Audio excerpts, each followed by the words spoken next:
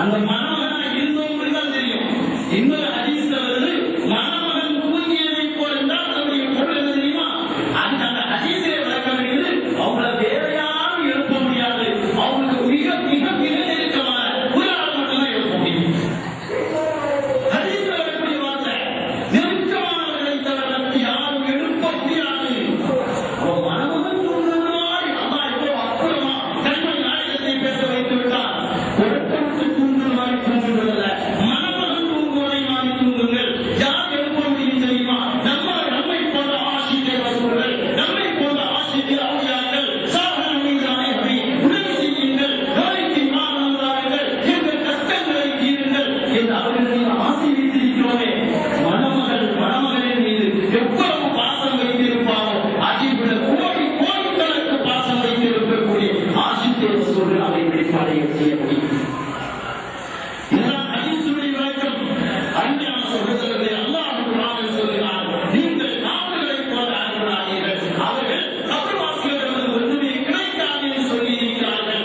அப்படி இருக்கிற போது அவர்களைப் போன்று நீங்கள் ஆகாதீர்கள். கபர்வாசிகள் தான் இடம் மாற்றமே தவிர அவர்களுக்கு ஒன்றுமில்லை என்ற நிலை அல்ல.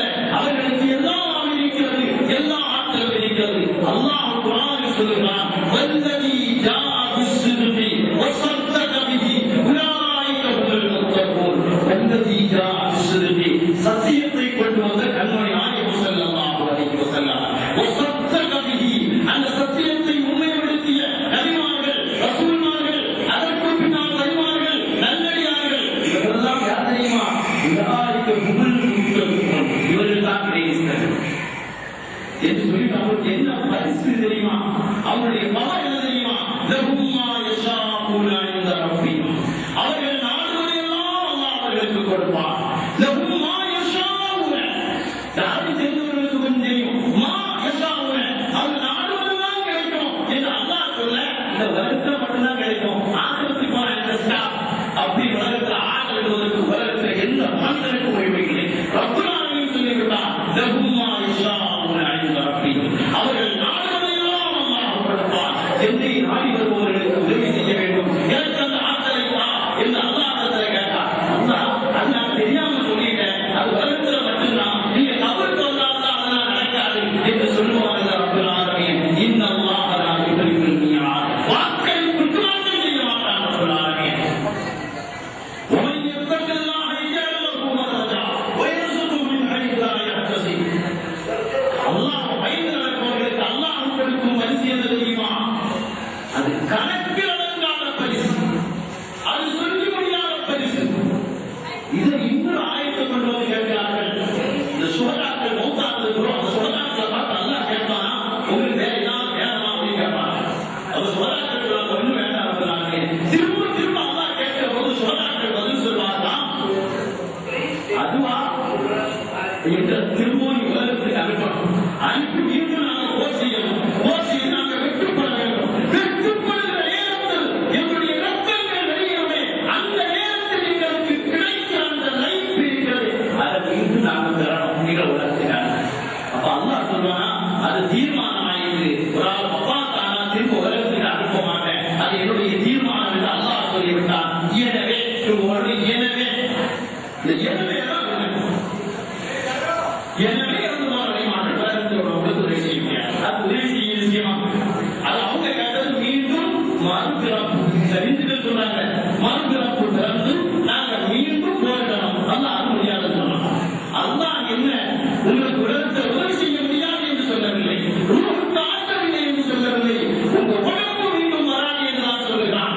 இன்னொன்று மருத்துவமாக போதிவாரா, இப்ப இந்த துவாக்கெல்லாம் புதிய ஒரு அர்த்தம் வைக்கிறார். நம்ம கவனமாக நாம் கேட்க வேண்டியிருக்கிறது. அவன் இதுக்கு இப்போ நான் அர்த்தம் கொடுத்திருந்தது இறந்து போன வழிமான்கள் எங்க இருக்கிற இறந்து போன வழிமான்கள் இல்லவே இருக்கிறாங்க.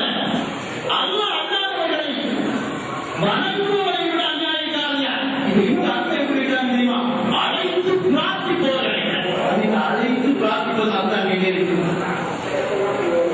எங்களுக்கு வந்து அர்த்தம் 16 அர்த்தம் இருக்கிறது. நான் சொல்லவில்லை.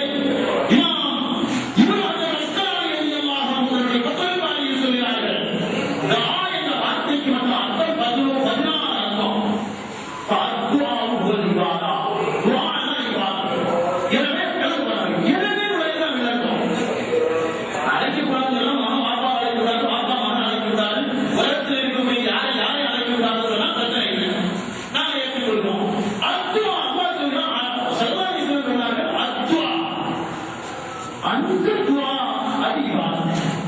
செய்ததுவா யாரும் கொடுக்காத சுய ஆற்றல் அல்லாஹ்வுக்கு இருப்பதை போன்று இந்த வலிமார்களுக்கு இருக்கிறது என்ற எண்ணத்தோடு யாராவது உதவி கேட்டால் அவர்கள் பிரச்சனை.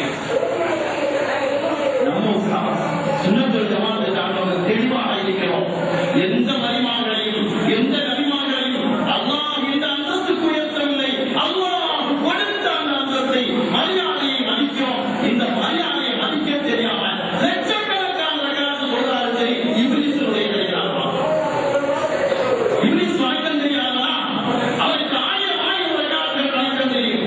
இன்னைக்கு தஹஜ்ஜுத் தொழுதா இத்தனை நன்மை செய்யும் ஒரு கூட்டத்தை 40 நாள் வா, 3 மாசம் வா, 4 மாசம் வா என்று அழைத்து இளைஞர்களை நாசமாக்கி தந்திருக்கக்கூடிய சூழ்நிலையை நாம் பார்க்கிறோம். வெறும் இபாதத்தல்ல, அல்லாஹ்வுக்கு ஈமான் கொண்ட இபாதத்தாக இருக்க வேண்டும். அல்லாஹ்வுடைய ரசூலுக்கு கொடுக்க வேண்டிய கண்ணியம், வலிமார்களுக்கு கொடுக்க வேண்டிய மரியாதை, நாதாக்களுக்கு கொடுக்க வேண்டிய அந்தஸ்து இவைகளை கொடுக்காம காலம் முழுவதும் அது ஒரு ரத்து மட்டும் வழங்குவேன். இந்த வலிமார்களுக்கு மரியாதை அதை இறந்து போயிட்டு நமக்கு அது அறவே சம்பந்தமே கிடையாது. அங்கதான் நாங்கள் தொகுதியிலேயே அடக்கி வச்சிருக்கிறோம். அங்கிருந்து கிளப்பினால என்று சொன்னால் வேற யாரும் வந்து அதான் ஒரு லிஸ்ட் வச்சிருக்கலாம். ஆமாம், திராவும் சத்தார் அபுலகும் இவங்களோட சேர்ந்து ஒரு லிஸ்ட் வச்சிருக்கலாம். அந்த லிஸ்டை இழந்துவதற்காக வேண்டி அல்லாஹ் பாதுகாப்பாக இப்போ ஒரு கேள்வி, அல்லாஹ் உதவி செய்ய முடியும். நான் விரைவு போகிறேன். பேசுவோம். பேச்சு நாங்கள் இந்தியான கேட்போம். அல்லாஹ் இவர்களுக்கும் இதுபோன்ற செய்திமார்கள் நாதாக்களுக்கு நீண்ட ஆயுளையும் நிறைவான வாழ்வையும் சுன்னத்துல் ஜமாஅத்தை சார்ந்த பிரமாக்களையும் நகரியாக வழிநடத்தக்கூடிய பாக்கியத்தை நகரக்கூடிய வேண்டும். இப்ப கேள்வி என்னன்னா, அல்லாஹ் குர்ஆன் ஆயத்துல ஓதுனீங்களே, சஹாபாக்கள் இப்படி ஏதாவது உதவி தேடி இருக்கிறார்களா? ரசூலுல்லாஹி ஸல்லல்லாஹு அலைஹி வஸல்லம் இப்படி சஹாபாக்கள் உதவி தேடி இருக்கிறார்களா? சஹாபாக்கள் ரசூலுல்லாஹி உதவி தேடினாங்க. அவங்க அழைப்பு அனுமதிப்படி எனக்கு கேட்கணும். அதுக்கு சுமார் 13 கிதாபுகளில் பதிவான ஒரு செய்தி. உமர் ரலியல்லாஹு தஆலா அவருடைய காலத்தில் கடுமையான பஞ்சம் ஏற்பட்டது. பஞ்சம் ஏற்பட்ட சமயத்தில் ஒரு சஹாபி கண்மணி நாயகம் ஸல்லல்லாஹு அலைஹி வஸல்லம் அவர்களுடைய புனிதமான அல்லாஹ்வுக்கு வந்து இஸ்தஃப்தி உம்மத்திக்க, உங்களுடைய உம்மத்துக்கு மழை பொழிய வேண்டும். அவர்கள் அழிந்து கொண்டிருக்கிறார்கள், அவர்கள் அழிந்து கொண்டிருக்கிறார்கள் என்று கண்மணி